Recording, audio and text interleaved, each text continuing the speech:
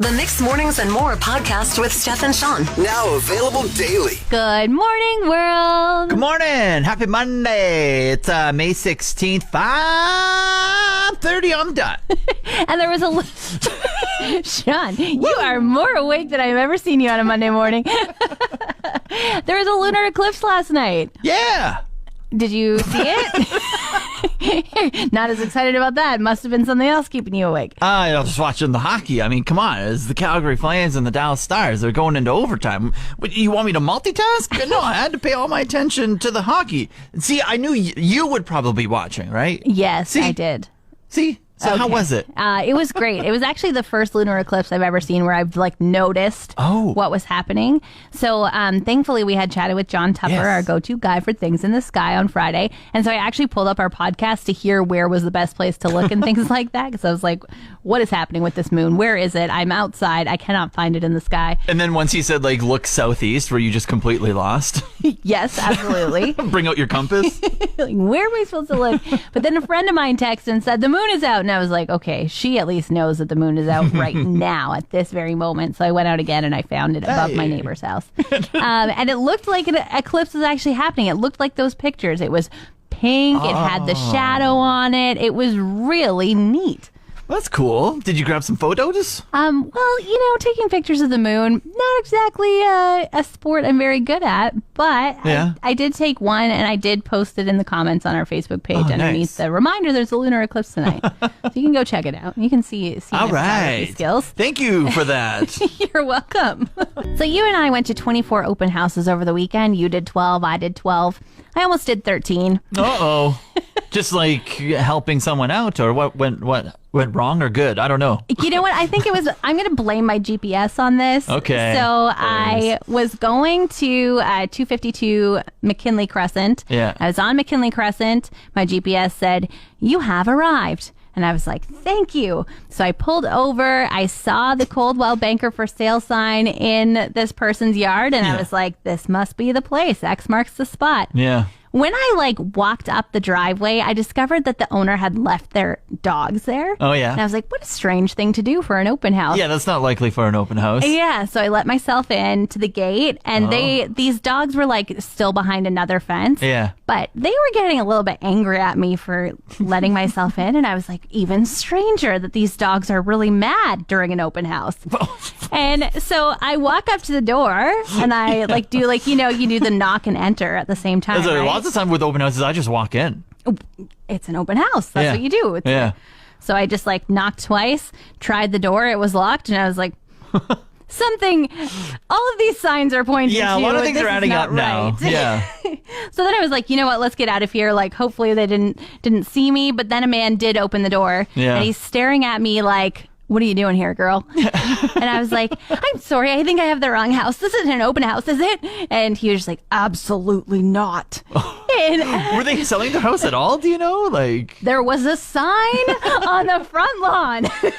Okay, a couple things. Yeah. Were there a house number on the home? Or was it Shawn, off? The GPS said you have arrived. No, there's a lot of fail-safes you can do here. You can literally just look at the house you're going to and then look at what you're supposed to be at and be like, 252? Oh, no, that says 300. Maybe I shouldn't be here. I would like you to know that after this happened, I looked at every house number. All right, what stop on this? Was it 1? Was it 3? Was it near the end? It was 6. So I had you were 6 halfway. more chances to make up for my mistake. Wow. But incredible. Yeah, I'm sorry to the man who I disturbed, who was clearly not happy to see me, and I will be more careful next time. However, you were selling your house, and I think some people might walk up to a house and say, this place looks nice, maybe we can ask to see it. That was me. No words. Well, we have a real treat this morning here in the studio. We just got to see Mick and Emily do a beautiful Ukrainian dance for us. You can check it out over on our Facebook page. We did a live video of it. Amazing. But if you want to see the real thing, something is happening on Friday night that we'll tell you a little bit about in just a sec. But Mick, Emily, how excited are you for Friday night? We are very excited. Very excited. So where's it all going down? What's happening at the dance? We have a big event at Keanu College on the main stage at 6 o'clock on Friday, May 20th. And we've got all of our dancers performing group dances, some fun family dances, exciting duets, lots of spins and twirls and fancy tricks on stage. And a portion of the proceeds will go to support Ukrainian evacuees who are moving to Fort McMurray. Yeah, so we're chatting with Leanne this morning, who's the executive director of the Avrora Ukrainian Dance Society here in Fort McMurray. And I've seen you guys at a ton of events. You always put on a great show at the multicultural events. You're always doing beautiful dances. So this is going to be an evening to check out just a bigger showcase of what you guys get up to, right? Yes, our dancers have been working for 2 years and they're very excited to be back on stage. They've got lots of big smiles, lots of tricks, lots of steps that they've perfected, and they just love to be on stage and perform. How many dancers can we expect to see out on Friday night? We have over 40 dancers this year. Wow, amazing. Right on. Hey, well, thank you so much for checking in with the studio here, for doing an exclusive dance in the studio for us as well. And if you want to get a little teaser of what you can expect on Friday, definitely check out the Facebook Live. The NHL playoffs this year, Steph, are not disappointing at all. Yeah, multiple of the games got to Game 7 last week, right? Look at you. See? Thank you. They are so good. Even you are up to your knowledge on everything NHL. Yeah, over the weekend, Game 7s galore. It might be because I share a room with you every morning for about 5 hours, but tell me about all the hockey you watched this weekend and all the sunshine you didn't take in. All right. Yeah. So Saturday. Saturday, classic Leafs fashion. Absolutely choke job. No. Yeah, it was great. It was excellent. Oh, Shawn, you're so mean. Like, there's so many Leafs fans that were rooting for that. But I was also rooting for Tampa Bay. So, I mean, can I not just be happy for the Lightning? I guess. Yeah, so the Leafs lost Game 6. They lost Game 7. And now they're out of the playoffs in the first round. Again, they haven't moved on to the second round since like 2004, I want to say. So almost 20 Poor years. Guys. Yeah. They deserve a championship. They don't, deserve though. a round 2. They don't. Okay. Like, they don't. They always like, this is our year. We're the best team ever. We're better than you. And then they lose in the first round. And then they lose in the first round. And then they lose. Okay.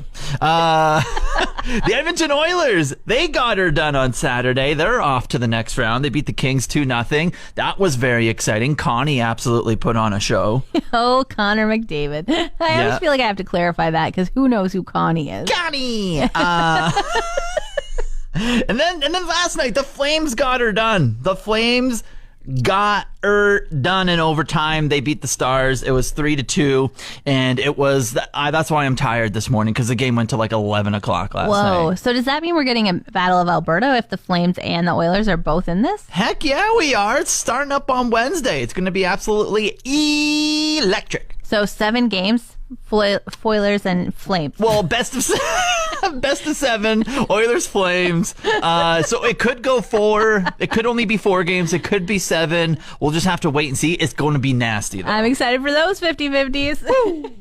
Shawn, we got to help someone out here. Okay. All right, so they posted in Fort McMurray Garage Sales, the group on Facebook, and they said, to the lady who was garage sailing today driving a white Tacoma, did you happen to find a vacuum in the box of your truck? Oh, my goodness. My mother accidentally mistook your truck for mine. She says, not sure how. I drive a Ford. Just looking to get it back. Wow. Okay, so let me get this straight. So mom and daughter go to garage sale. Yeah. Daughter goes to pay. Mom goes to put the item away. Daughter's probably just like, yeah, just in my truck. Mom spots the first white truck, puts it in there. Yeah. Never sees the vacuum again. Honestly, like, honest mistake. To me, that's how you tell vehicles apart, is by color. I totally could have done this as well.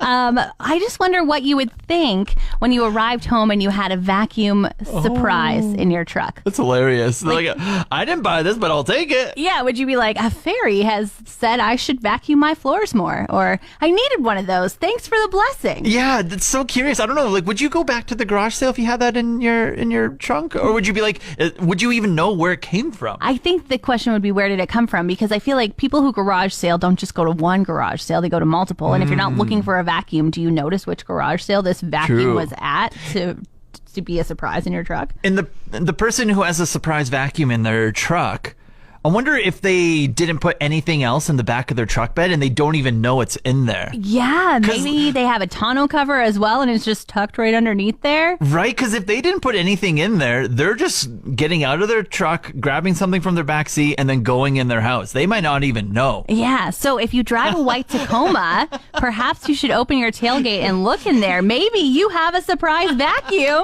Somebody's giving it to you, but they want it back. Yeah, let's reunite it and see if we can reunite it with the owners who bought it from the garage sale. So Tacomas, white ones specifically, 780-791-1037. Let's make it happen. What's in your trunk? I ventured into quite the predicament over here, Steph. The advice train is open. What's going on? Yeah, so last week I was asking for advice on how to ask our boss, who invited me out to golf, how to cut it short, because I only wanted to do 9 and then watch playoff hockey, whereas he wanted to do 18. Right. So I got out of that. He was totally cool with me watching the hockey. Okay. But good we job, went, Shawn. yeah, we went out to the golf, and I was telling him beforehand, I was doing that classer, like under promise and over deliver. Mm-hmm. And I was just kind of saying like, yeah, I'm not that good. You know, I was like, I slice a lot whenever I hit my drive. I played the round of my life. Did you? Close to the round of my life. My drives are going straight in 300 plus, and I was just striping the ball. And like first hole, he's just like, I thought you sliced. Like I thought you weren't like all that great. I was like, I don't know what's going on here. And so now my predicament comes here. He wants to golf some more, but I want to leave on a high note. Because that's a pretty good lasting impression, just like being an unreal golfer. That is impressive. But I also want to golf more. I think you only get better if you continue to golf, Shawn. I don't think you should turn down his offer to golf just so that you can leave on a high note of your fluke of a day of doing good. Sounds like you've never golfed if you say that you just get better as you continue to go. You don't? Oh, golf is a funny sport over there. Like... Yeah, that's an interesting one. Yeah, so now I'm just trying to debate, like, do I just, like, leave that lasting impression of greatness in his head whenever he thinks of me? He's like, oh, Shawn's the guy who can drive 310, 320 down the middle. Or do I just go out and just be like, this is the real me? I think you have too high of expectations of what our boss thinks of you. Okay. How often he thinks of you, if he's thinking about your golf game versus his. Well, the thing with him, he's always thinking about golf. Yeah, he's thinking about his golf, his swing. But then he'll be like, man, I wonder if Shawn can teach me how to hit 320 like that. Nah. I see the phone blinking. So many callers this morning. Kirsten, you're caller number 3. How many floors are in the tallest building in Fort McMurray, the River Park Glen Towers downtown? 9. No, I'm sorry. We got to go on to the next caller. Okay, who's next? Curtis, can you tell us how many floors are in the tallest building in Fort McMurray, the River Park Glen Towers? Up for grabs, a 4-pass to the aerial park at Vista Ridge. 20. No, I'm sorry, Curtis. We got to go on to the next caller. Nice try. Thanks for calling Mix 103.7. This is Steph and Shawn. Who's this? All right. Next caller is... Hi, it's Kaylin. Hey, Kaylin. How many floors are in the tallest building in Fort McMurray, the River Park Glen Towers downtown? I think it's 14. Kaylin! You just won 4 passes to Vista Ridge Aerial Play Park. Congratulations. Oh, no way. And I would like you to know that you were the 3rd person to guess, and you are the 1st person to guess correctly. Woo!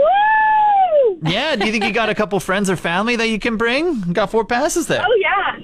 Absolutely. My fiance and I would love to, and I'm sure we could bring a couple friends along. So awesome. Have you ever been before? Yeah, I have, and it's pretty scary for me, but my fiance's an iron worker, so he loves that kind of stuff. Oh, great. If you don't find 2 friends, Steph and I will go with you, because I've never been. Oh, awesome. Just trying to weasel my way into free things over Oh, my here. gosh. Don't listen to him. I love it. Hey, good morning, Melanie. What's on your mind? I was just listening to your radio show, and I 98% believe you guys are wrong about the towers. Oh, What about what's them? happening? They actually skipped number 13. There's because of superstition and whatnot.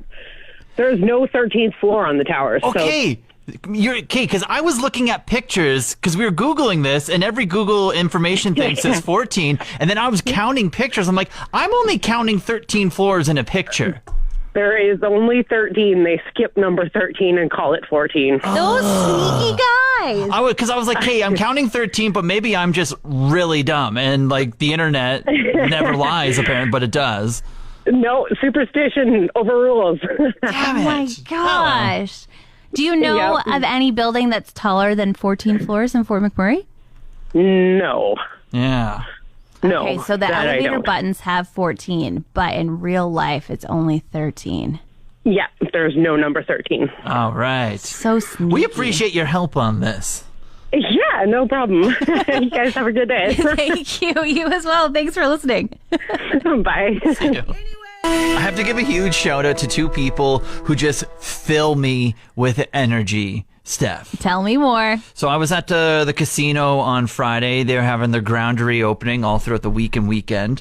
And I was on location and I was hanging out. And it was a long day for me. So like Friday, wake up early, 3:30. I went through my normal work routine. And then in the afternoon where I usually have a nap, I was then helping out with the grand reopening. So I grabbed myself an extra coffee. And that can only fuel you so much. Were you hitting a wall, Shawn? I was a little bit. I was like doing like some like fast feet and stuff. I was trying to just like get the body moving. But then these two humans walk in, Jada and Caitlin. Thank you so much because they were absolutely fantastic. Tell me more about them. Yeah, they showed up to the mix table and I was like offering them some swag, and then they just were like, "We love you.